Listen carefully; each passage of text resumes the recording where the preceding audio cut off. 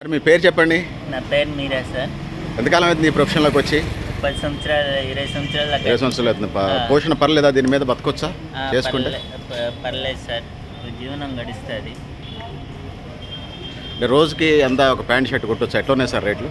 రేట్లు అయితే ఇప్పుడైతే ప్యాంట్ షర్ట్ కుట్టే 900 తీసుకుంటున్నారు సార్. పర్లేదు.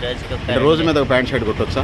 2 కుట్టచ్చు సార్. 2 అంటే 10,000 అంటే ఓనర్కి వాళ్ళకి ఏదో కాజాలు అవన్నీ పీస్ వర్క్ లెక్క 375 రూపాయలు వస్తాయి సార్. 700 దాకా వస్తాయి. మీకు 700 వస్తా? మా 2 పీసులు కుడితే ప్యాంట్ షర్ట్ కుడితే 350 రూపాయలు వస్తాయి సార్. 2 కుడితే 700 రోజుకి. డైలీ వేజ్ మామూలు అంటే ఎంత కష్టపడ్డా కూడా 700. 700 మామూలు సుతార పని పోయిన వాళ్ళకి కూడా, అంటే మీదే టెక్నికల్ వర్క్, వాళ్ళదే మాస్ వర్క్ కదా. సుతార పనికి కూడా 700 800 ఉన్నట్టుంది కదా మగవాళ్ళకి. అయితే మనం చేయలేము అది. అంటే ఫిజికల్ అలవాటు పడి నేర్చుకున్న ఏ వృత్తికి ఉన్న వాళ్ళకి ఆ వృత్తి ఉన్నది. అవును సార్. ఇన్సూరెన్స్లు, ఇష్టాలు, ఆధార్ కార్డులు ఏమైనా ఉన్నాయా మరి యూనియన్ పరంగా? యూనియన్ పరంగా అయితే ఏం లేదు సార్. కంటి సమస్యలు చూసి కంటి సమస్యలు అట్లా అలాంటి ప్రాబ్లమ్స్ వస్తూనే ఉంటాయి. ఇంకా ఏముంటాయి?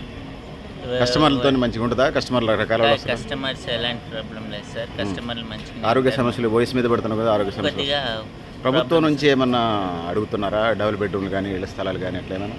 అవి అడుగుతూనే ఉన్నాం సార్. అవి మాకు రావట్లేదు సార్. ఏమేమి మీరు వ్యక్తిగతంగా మీకు ఏమేమి ఉన్నాయి సమస్యలు?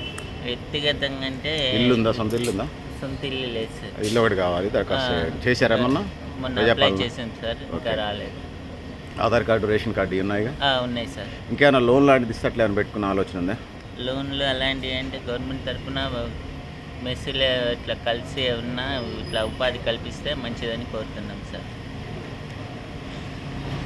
అంటే కొత్తగా వచ్చే వాళ్ళకి టైలరింగ్ రంగంలో అంటే రెడీమేడ్ రంగం వచ్చి కడుపు కొట్టినట్టుందిగా మీకు? అట్లనేం లేదు సార్. రెడీమేడ్ రంగం వచ్చి కొద్దిగా వర్క్ తగ్గింది, కానీ దీంట్లో నేర్చుకుంటూ ఓపిక చేసుకొని నేర్చుకునేటోళ్ళు చాలా తక్కువ మంది ఉన్నారు సార్. దానివల్ల వర్క్ తగ్గినా కానీ కొత్తగా వచ్చేటోళ్ళు లేరు కాబట్టి దాన్ని నడిచిపోతుంది ఎంత రెడీమేడ్ పెరిగినా. ఒక పని చేసుకొని బతికే వాళ్ళకి నడుస్తుంది బండి. అయితే బండి నడుస్తుంది. ఓకే. నేను గరిడేపల్లి సత్యనారాయణ, న్యూ లక్ష్మీ.